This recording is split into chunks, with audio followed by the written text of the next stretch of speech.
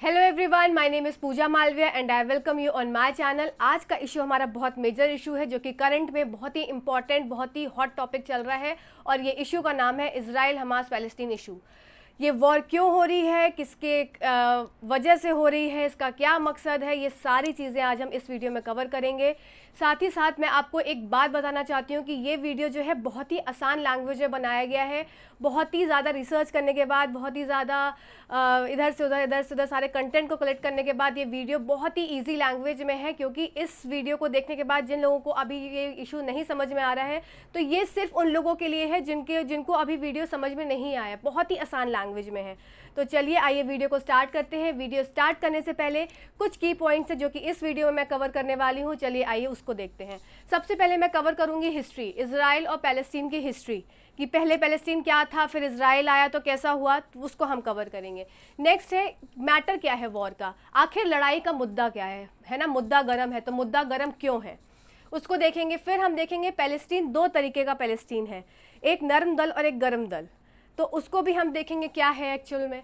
Next है Gaza strip. इतना आप सुन रहे हैं न्यूज़ में रोज़ की गाज़ा स्ट्रिप, एक्चुअल में ये गाज़ा स्ट्रिप है क्या, इसके बारे में हम पढ़ेंगे। नेक्स्ट हम पढ़ेंगे हमास के बारे में, हमास है क्या, एक कब आया, इसका मकसद क्या था, इसके सपोर्टर्स कौन है, कुछ लोग हैं ना इसके सपोर्टर्स, तभी तो इतना कुछ सब आगे बढ़ रहा है, और इसके अगेंस्ट कौन कौन है। और last but not the least, what is the role of India, India का क्या रोल है, इंडिया का क्या पर्सपेक्टिव है। ये पूरा कंटेंट मेरा हिंदी में होगा, तो हिंदी मीडियम और इंग्लिश मीडियम वालों को किसी को प्रॉब्लम नहीं होने वाली है। चलिए आइए वीडियो को स्टार्ट करते हैं। सबसे पहली बात है कि बहुत ही पुराने समय की बात की जब ना लड़ाई हुई थी पैलेस्टीन इजराइल में, क्योंकि इजराइल था ही नहीं कहीं पे। तो ये जो आप देख रहे हैं मैप, ये लास्ट तक बना रहेगा, इस मैप से हमें बहुत चीज़ें समझ में आएंगी। ये आप देख रहे हैं 100% लिखा हुआ, मतलब ये जो रेड से मैंने मार्क किया है, ये एरिया जो रेड से मार्क किया है, ये है पूरा हमारा पैलेस्टीन। स्टार्टिंग में पैलेस्टीन 100% था, इस मैप में आप देखिए पूरा 100% था, पर धीरे धीरे क्या होता गया, लड़ाइयाँ होती गई और ये बच गया 12%। मतलब अब देख रहे हैं आप हिस्सा, पहले वो पूरा 100% कवर करता था, अब देखिए इसका एरिया करीब 12 से 15% ही रह गया है। तो ऐसा क्या हुआ जो 12% रह गया 100% की जगह। अंग्रेज आते हैं और अंग्रेज एक बीज फोड़ देते हैं, कि अंग्रेज का तो काम ही था ना फूट डालना, तो अंग्रेज ने एक फूट डाल दिया आकर। क्या डाला कि पैलेस्टीन भाई तुम्हारे अंदर इजराइल वाले भी रहेंगे। क्यों ऐसा कहा, क्योंकि इजराइल के जो कुछ यहूदी थे जो वो पहले भी पैलेस्टीन में रहा करते थे, तो अब पहले इजराइल वालों को अपनी जगह बनानी थी। उनको था कि भाई उनको भी कोई एक देश उनका हो जो वो बोले कि ये हमारा देश है। तो इसके लिए अंग्रेजों ने क्या करा, एक फूट डाल दी कि यहाँ पे होगा पार्टीशन। क्या होगा, सबसे पहले पार्टीशन। तो जो पहले जो था क्या, पैलेस्टीन था, जो कि क्या था 100% था। समझते जाइएगा, बहुत आसान लैंग्वेज में, एक स्टोरी की तरह सुनते जाइए बस। ये 100% था, ठीक है। इसमें आए कौन, अंग्रेज, इंग्लैंड वाले,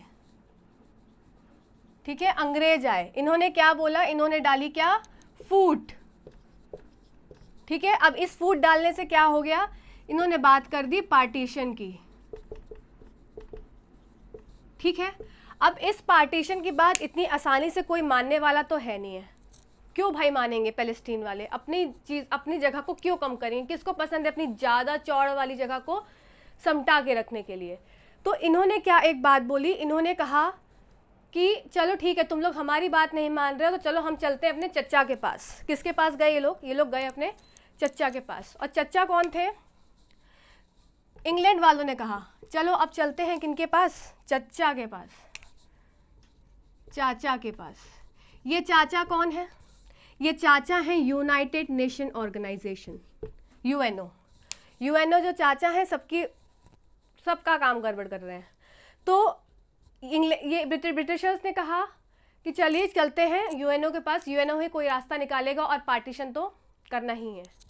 तो यूएनओ क्या बात बोलता है, यूएनओ बोलता है कि नहीं, पार्टीशन तो होगा ही, पार्टीशन तो होकर रहेगा, पैलेस्टीन को अपना एरिया छोड़ना पड़ेगा, जहाँ पर कौन रहेंगे, इजराइल वाले रहेंगे, यहूदी रहेंगे, ठीक है। तो वेलफेयर डिक्लेरेशन के अंतर्गत ये बोला गया कि पार्टीशन होकर रहेगा, पार्टीशन में कुछ परसेंटेज डिवाइड किया गया। अब इस परसेंटेज में पैलेस्टीन को मिला 48%, 48%। फिर नेक्स्ट कौन आए? इजराइल। इजराइल वालों को मिला 44%। अब बचा हुआ 8% यूएनओ ने, चच्चा ने अपने पास ही रखा। अब सारे फसाद की जड़, सारी लड़ाइयों की जड़ किधर है? सारे लड़ाइयों की जड़ इधर है। पैलेस्टीन को दे दिया 48%, इजराइल को दे दिया 44%, और बचा हुआ 8% यूएनओ ने अपने पास रख लिया, जिसमें क्या था? जेरूसलेम। इसमें क्या था? जेरूसलेम। क्लियर हुआ इतना? अच्छा, अब देखिए अब क्या होता है। अब 14 मई 1948 को, 14 मई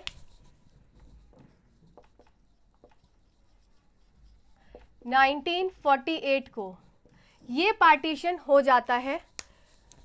इस पार्टीशन के होने के बाद ये तो हो गया हमारा, देखो बिफोर पार्टीशन पूरा पैलेस्टीन था। अब आफ्टर पार्टीशन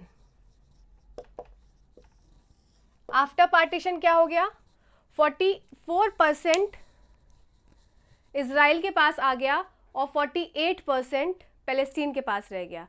अब इसके बाद हुआ क्या? देखो, इसके बाद हुआ ये कि जिस दिन इनका पार्टीशन हुआ उसके, इजराइल का, पैलेस्टीन का पार्टीशन जिसमें इजराइल को जगह मिल गई, अब उसके next day he, the very next day क्या हो गया? इन्होंने युद्ध कर दिया। किसने? पैलेस्टीन ने, कि नहीं भाई हमारी जगह है। अब इजराइल के पास हमेशा से वेपन्स बहुत ज़्यादा थे, बहुत ज़्यादा ही एडवांस था इजराइल। तो इजराइल के एडवांसमेंट की वजह से ये हुआ कि हारे कौन? पैलेस्टीन वाले। अब गवर्न कौन करने लगा? हर चीज़ें गवर्न करने लगे इजराइल वाले। इजराइल के जो यहूदी थे सब कुछ गवर्न करने लगे। उनको, पैलेस्टीन को इतना अलाउड नहीं था कि वो अपना वेपन रखें, वो अपनी मिलिट्री फोर्स रखें, वो अपनी एयर फोर्स रखें, वो अपना, मतलब सब कुछ कंट्रोल किसके अंदर आ गया? इजराइल के अंदर।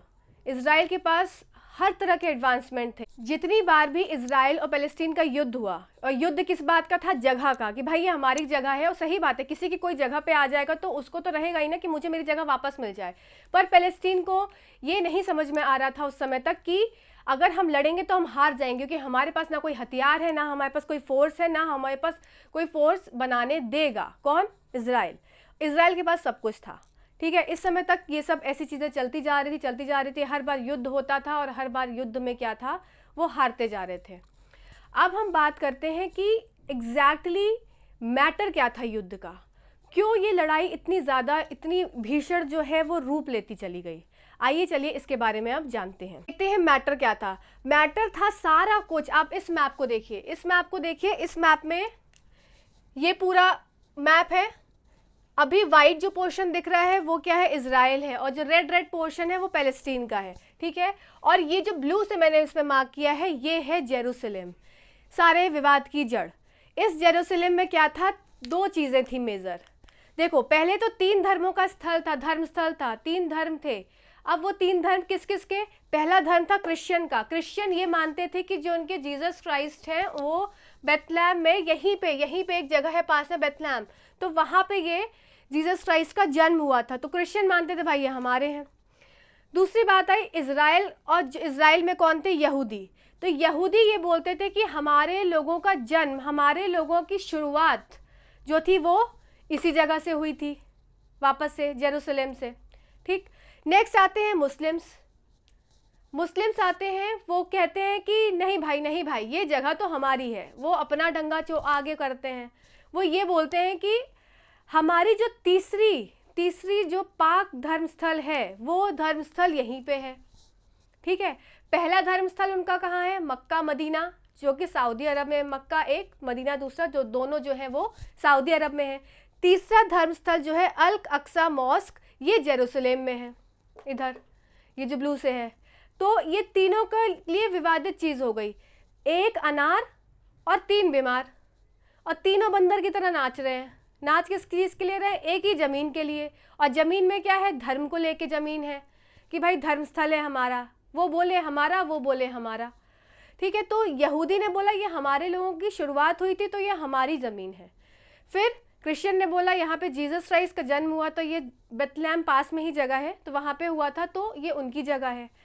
मुस्लिम बोले कि ये हमारी जगह है क्योंकि मक्का मदीना जो हमारी दो अलग हो गई धर्मस्थल, और दूसरा तीसरा जो लास्ट धर्मस्थल है वो जेरूसलेम में है, जो कि जिसका मॉस्क का नाम, जो मस्जिद का नाम है अल अक्सा मॉस्क, ठीक है। दूसरी चीज़, एक मैटर तो ये हो गया इधर का धर्म वाला, रिलीजियस मैटर। दूसरा मैटर है जेरूसलेम, यही जो ब्लू से दिखाया है। इसमें जो इज़राइल के लोग थे उन्होंने ये बताया कि भाई ये जगह तो हमारी है। अब कैसे? देखो, इसके पास यहाँ पे जो जेरूसलेम है उसके पास एक शेख ज़ारा करके एक जगह है। शेख ज़ारा एक जगह है जिसको परचेज़ किया था इज़राइल वालों ने। देखो इस जगह को किसने ख़रीदा था? ये ख़रीदा गया था किसके द्वारा? इनको ख़रीदा था इज़राइल वालों ने। और किससे ख़रीदा था? इसको ख़रीदा था किससे? इसको ख़रीदा था अरब वालों से, अरब पीपल से। और ये ज़मीन उन्होंने बहुत महंगे दाम में ख़रीदी थी, और आज नहीं खरीदी, करीब 100 साल पहले की बात है। बहुत समय पहले इन्होंने, इज़राइल के जो यहूदी हैं उन्होंने ये ज़मीन यहाँ पे शेख ज़ारा जो प्लेस है उसके पास जो जगह, उसकी जो ज़मीन है वहाँ पे उन्होंने अरब के लोगों से, इज़राइल के यहूदियों ने ख़रीदी थी। अब बोले जब हमने ज़मीन ख़रीदी है तो ज़मीन भी हमारी हुई, तो यहाँ पैलेस्टीन वाले क्यों रह रहे हैं आके? तो इन्होंने क्या किया, सुप्रीम कोर्ट, इज़राइल की सुप्रीम कोर्ट ने एक डिसीजन निकाला कि जो पैलेस्टीन रह रहे हैं यहाँ पे, जो मुस्लिम्स पैलेस्टीन रह रहे हैं उनको हटाओ। और उनको कैसे हटाओ? उनके घर को तोड़ दो। तो भाई जब किसी का घर तोड़ोगे तो लड़ाई तो होगी।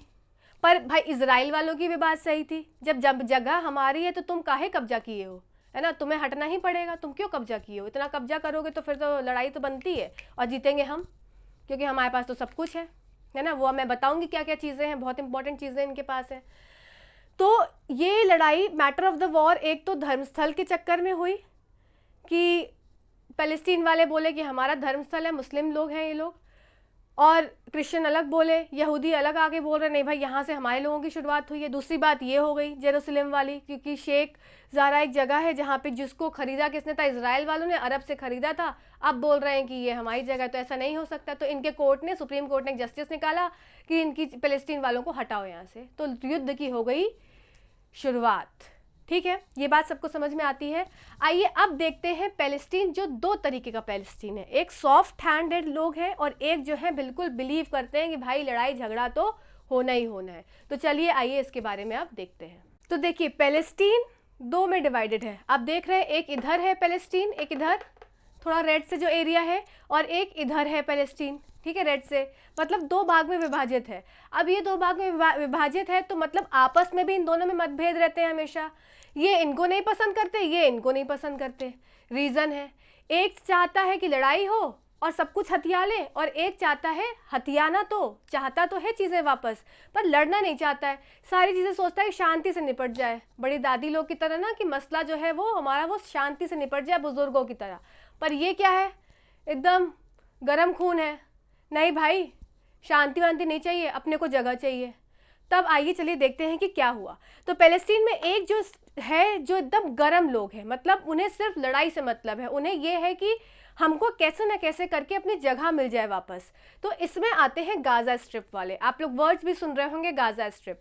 तो ये जो एरिया है, ये जो एक पतली सी एक स्ट्रिप बची है, सिर्फ उनके पास एक रिबन पतला सा बचा है, अभी भी नहीं समझ रहे हैं कि एक पतला सा एरिया बचा है, इतना सा, इतने को भी अगर लड़ेंगे तो इससे भी हाथ धोना पड़ेगा, और शायद हाथ धोना ही पड़ जाए अब आगे चल के। तो ये जो गाजा स्ट्रिप वाले हैं, ये कह रहे हैं हमें लड़ाई करना है और हमको अपनी जगह चाहिए। अब इसको कोई ना कोई तो रूल कर रहा होगा ना, क्योंकि क्या है ना, सारा कुछ जो गवर्नेंस है वो किसका है? इज़राइल का है। किस पे? पैलेस्टीन पे। तो इज़राइल पैलेस्टीन पे इतना हुकूमत, इतना ज़्यादा उसने कंट्रोल करके रखा हुआ है कि उनको, जो गाजा स्ट्रिप वाले हैं, वो खाना भी अपने हिसाब से नहीं खा सकते। उनको लाइट भी अगर देगा तो इज़राइल की परमिशन से ही बाकी इंटरनेशनल ऑर्गेनाइजेशंस उनकी हेल्प कर रही हैं। तो बिना इजराइल की हेल्प पे वो कुछ नहीं कर पा रहे हैं, पर फिर भी नहीं समझ रहे हैं। तो इसका मतलब है जब जिनके पास ना कोई आर्म्ड फोर्स है, ना कोई वेपन्स है, ना उनके पास कोई कुछ भी नहीं है, कोई मिलिट्री फोर्स नहीं है, कुछ नहीं है, सिर्फ हथियार शायद हो सकते हैं तो जो लोकल हथियार होंगे वो ही होंगे, तो इसका मतलब इतना बड़ा फिर कैसे युद्ध हो रहा है? तो कोई ना कोई तो इसका सपोर्ट कर रहा होगा। तो इसका जो सपोर्टर है वो कौन है? हमास है। अभी हम हमास के बारे में पढ़ेंगे। तो ये जो गाजा स्ट्रिप है it is ruled by Hamas. इसको हमास जो है वो सारा कंट्रोल कर रहा है कि भाई तू शांत रहे, गाजा स्ट्रिप वाले तुम शांत रहो। मतलब जो इसमें नॉर्मल पैलेस्टीन है, जो नॉर्मल इस्लामी है, वो सब परेशान हो रहे हैं। जो नॉर्मल जो लोग हैं वो इससे परेशान है। क्यों? क्योंकि वो मर रहे हैं। नॉर्मल लोग ही तो हमेशा वॉर में, उन्हीं के साथ तो प्रॉब्लम होती है, बाकी तो लड़के चले जाते हैं। तो इस पे कंट्रोल कौन कर रहा है? हमास कर रहा है। अब इधर देखते हैं वेस्ट बैंक, ये वाला एरिया, ठीक है, जहाँ पे क्या था? जेरूसलम, जहाँ की लड़ाई की जड़ स्टार्ट हुई थी। अब वेस्ट बैंक के एरिया में जेरूसलम है, ठीक है, पर इसमें क्या है? इसको रूल करता है कौन? फतेह। इसको रूल करता है फतेह। फतेह एक ऑर्गेनाइजेशन है, ठीक है, इसको रूल करता है फतेह। अब इसके हेड कौन है? मोहम्मद अब्बास इसके प्रेसिडेंट है। ये लोग क्या है? शांति वाले हैं, पीस चाहिए इन्हें भाई, इन्हें जगह भी चाहिए पर साथ ही साथ इनको पीस भी चाहिए।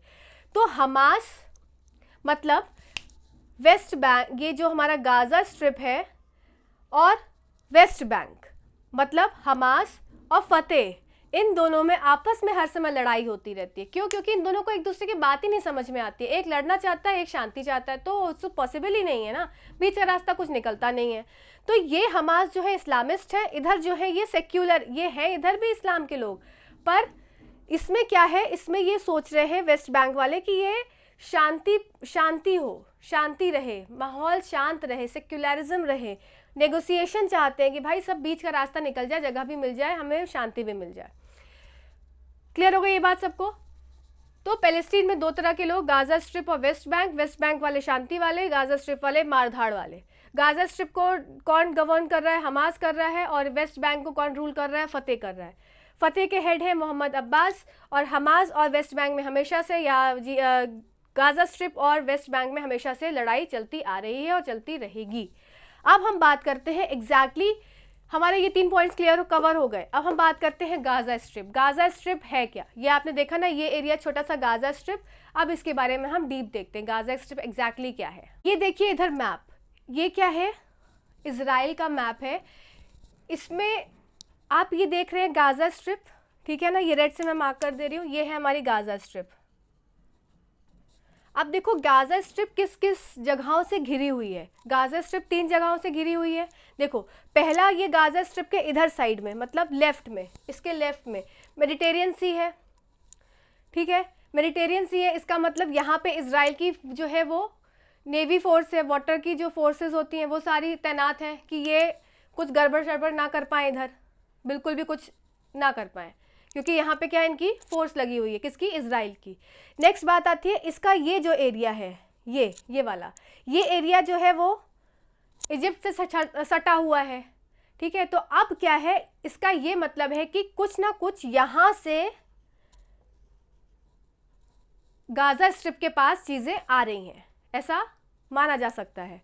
दूसरी बात है, और बाकी बचा हुआ एरिया क्या हो गया? ये वाला पूरा एरिया, ये पूरा एरिया तो इजराइल के अंतर्गत ही है। अब इजराइल तो पूरा ही कंट्रोल करे हुए है ना, तो इसके पास तो कोई ओपन एरिया बचता ही नहीं है। सिर्फ बचता क्या है? सुरंग बनाने का तरीका। और सुरंग वो कैसे बना रहा है? इस रास्ते से, इधर से सुरंग बनते हुए चीज़ें, इधर से ईरान के रास्ते, इधर साइड पे है ईरान, तो ईरान से होते हुए, इधर से इजिप्ट से होते हुए अंदर गाजा स्ट्रिप में चीज़ें जो हैं, हथियार हैं, जो सारी चीज़ें हैं, वो इधर से एंट्री हो रही है, ठीक है। अब देखो गाजा स्ट्रिप जो मैंने बताया, मेडिटेरियन सी, इजराइल और इजिप्ट, इस तीन चीज़ों से मतलब घिरा हुआ है, कंट्री से, इजिप्ट कंट्री, इजराइल और मेडिटेरियन सी। अब देखिए इजराइल कैसे इस पे काम कर रहा है। इजराइल कीप करता है, मतलब कंट्रोल करता है किसको? गाजा स्ट्रिप को। सारा कुछ गवर्न करता है गाजा स्ट्रिप का, कि तुम कुछ खाओगे भी तो भी हमारी परमिशन से, रहोगे भी तो भी हमारी परमिशन से, सब कुछ इजराइल देख रहा है। फूड सप्लाई भी देता है, इलेक्ट्रिसिटी भी, सब इसी को गवर्न करता है। इसका एयर स्पेस भी कौन देख रहा है? इजराइल देख रहा है। नेक्स्ट है अब इजराइल ने क्या किया, सब चीज़ों को बंद कर दिया। भाई अब तुम लड़ाई कर रहे हो तो तुम्हारे पास कुछ नहीं आएगा। जब इनके पास कुछ नहीं आएगा तो यहाँ तो भुखमरी आ जानी चाहिए थी, पर नहीं आई भुखमरी। इसका मतलब कोई ना कोई इसका सपोर्टर है। अभी हम आगे देखेंगे कौन कौन इसको सपोर्ट कर रहा है, किसको, गाजा स्ट्रिप को, मतलब इंटर्न हमास को। ठीक है, तो यहाँ से कहीं ना कहीं चीज़ें आ रही है, वो हम आगे चल के देखते हैं। तो अभी इतनी बातें सबको क्लियर हुई होंगी कि हमास है क्या। हमास एक तरह का टेररिस्ट ऑर्गेनाइजेशन है जो कि बहुत सारे कंट्रीज ने इसको घोषित कर दिया। पर हमास एक्चुअल में क्या है, हमास एक पैलेस्टीनियन इस्लामिस्ट मिलिटेंट ग्रुप है। मतलब इस्लाम को और पैलेस्टीन को सपोर्ट करता है, इसलिए इसका नाम ऐसा रखा गया, पैलेस्टीनियन इस्लामिस्ट मिलिटेंट ग्रुप। और ये किसको रूल कर रहा है, जो कि मैंने आपको पहले ही बताया, वो रूल कर रहा है किसको, गाजा स्ट्रिप को। ठीक है, ये जो गाजा स्ट्रिप है इसको ये जो है ये रूल कर रहा है। मतलब सारा कुछ गवर्न कौन कर रहा है, हमास कर रहा है। हमास के कंट्रोल में ही सारी लड़ाइयाँ हो रही हैं। देखिए नेक्स्ट क्या है, इसने, हमास ने शपथ ली थी। शपथ क्या ली थी, एक मतलब एक ठान के रखा है कि हमें इजराइल को जो है वो ख़त्म करना है, इजराइल जो है नामो निशान मिटा देना है और अपना वर्चस्व बना लेना है। तो इन्होंने शपथ ले ली किसको, इजराइल को डिस्ट्रॉय करने की। और इस शपथ लेने के कारण जब से गाजा स्ट्रिप में हमास आया है, मतलब हमास ने रूल करना स्टार्ट किया है, कब से, 2007 से, तब से अभी तक बहुत लड़ाइयाँ करी, बहुत बार लड़ाइयाँ करी, और उस लड़ाई का कुछ नतीजा निकला नहीं, हर बार हार यही जाते थे। इनको बहुत लोगों ने टेररिस्ट ऑर्गेनाइजेशन घोषित किया। अब ये कौन कौन सी जगह थी, इजराइल, यूएस, यूरोपियन यूनियन और यूके, इन लोगों ने क्या किया, इन लोगों ने इसको टेररिस्ट ऑर्गेनाइजेशन घोषित कर दिया। साथ ही साथ इंडिया भी है इसमें, अब इंडिया भी बोलता है टेररिस्ट ऑर्गेनाइजेशन है। ठीक है, अब इसके बाद एक बात आती है कि हमास इतना ज़्यादा जो है अटैक कर रहा है, पर इजराइल के ऊपर ऐसा क्या है स्पेशल, ऐसा क्या उनके पास है, ऐसा कौन सा वेपन है जिसके वजह से इतना ज़्यादा इफेक्ट उतना इजराइल को नहीं पड़ रहा है, पर इंटर्न हमास को पड़ रहा है। क्योंकि इजराइल तो ले एक दिया मैं 10 दूंगा, वो वाला हाल हो रहा है। तो इसमें क्या हुआ कि इजराइल के ऊपर एक क्या है, आयरन डिफेंस सिस्टम है, जो कि क्या करता है कि कोई भी अगर मिसाइल उनके पास आ रही है तो वो उसको एयर में डिस्ट्रॉय कर देता है। जैसे ही मिसाइल आई ऊपर से, तो ये क्या करेगा, ये इसके पास में ही जाएगा। इनके पास अपनी खुद की ऐसी मिसाइल से ऐसा आयरन डिफेंस सिस्टम बना हुआ है कि यहाँ पे आके फट जाएंगी, और इसके फटने से क्या होगा, ये जो मिसाइल आ रही है पास में ये भी ख़त्म हो जाएगी। पर हमास वालों ने भी इसका एक, बोलते ना, जुगाड़ निकाल लिया। इधर भी आ गए जुगाड़ निकालने वाले। तो जुगाड़ ये निकाला, इनको ये समझ में आ गया कि इसके रडार सिस्टम में कितनी मिसाइल्स को है ये डिस्ट्रॉय कर सकता है। तो उससे ज़्यादा इन्होंने मिसाइल्स इस बार छोड़ी, 5000 मिसाइल एक साथ छोड़ी। तो उसके छोड़ने से ये हुआ कि बहुत सारी मिसाइल्स को तो इनके जो डिफेंस सिस्टम है उन्होंने डिस्ट्रॉय किया, किसके, इजराइल के। पर कुछ ऐसी मिसाइल्स थी जो कि मिस आउट हो गई, और मिस आउट होने से क्या हो गया, वो जाकर गिर गई इजराइल में, और उससे जो है वो तबाही हुई। तो हमास को इतना पता है कि ये कुछ नहीं कर पाएंगे, और कुछ नहीं कर पाएंगे तो इसकी वजह से इनका एक दिमाग और आया, एक खुरापाती दिमाग चला, एक चालाक दिमाग चला कि चलो थोड़ा सा समझौता करने की तरफ चलते हैं। और समझौता इन्होंने सोचा कि 1967 में जो इनके पास लैंड एरिया था करीब इतना, तो ये सोचे कि भाई इससे अच्छा तो समझौता ही कर लेते हैं, तो जो हमारे पास 1967 के टाइम में पैलेस्टीन का एरिया था वही हमें मिल जाए। पर अब इजराइल वाले कह रहे हैं क्या हमें उल्लू समझे हो क्या, इतने दिन से लड़ाई कर रहे हैं, अपने लोगों की जान गंवा रहे हैं, अपना पैसा ख़त्म कर रहे हैं लड़ाइयों में, अब तुम सोच रहे हो कि पुरानी चीज़ें तुमको मिल जाएं, तो अब नहीं मिलने वाली। तो ये बातें हो गई इनकी। जो आयरन डिफेंस सिस्टम है इनका, ऐसा डोम सा है, और वो क्या करता है, सारी मिसाइल्स को अपनी तरफ आने में रोकता है।